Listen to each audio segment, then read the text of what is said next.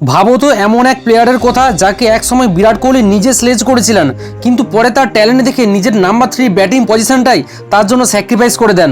সেই একই প্লেয়ারের এখন এমন অবস্থা হয়েছে যে যদি অস্ট্রেলিয়ার বিরুদ্ধে পারফর্ম না করে তাহলে শুধু ক্যাপ্টেন্সি নয়, দলের জায়গা টিকিয়ে রাখাটাও কঠিন হয়ে যাবে। আমি কথা বলছি মডার্ন ডে মিস্টার 360 সূর্যকুমার যাদবের সম্পর্কে।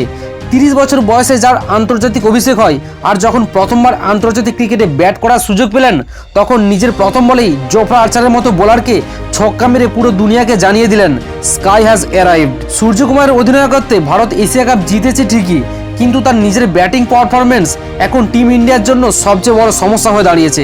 এশিয়া কাপের 6 ইনিংসে রান মাত্র 72। 2023 সালে যেখানে এই প্লেয়ার 50 গড়ে ব্যাট করতেন, এখন 2025 সালে সেই গড় নেমে এসেছে মাত্র 11তে।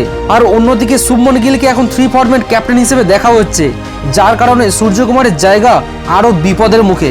তাই অস্ট্রেলিয়ার বিরুদ্ধে আসন্ন টি20 সিরিজ সূর্যের জন্য হতে চলেছে একদম ডু অর ডাই। আজ আমরা রোহিত কোহলির সাথে যেটা দেখছি, কাল সেটা সূর্যকুমার যাদবের সাথেও হতে পারে।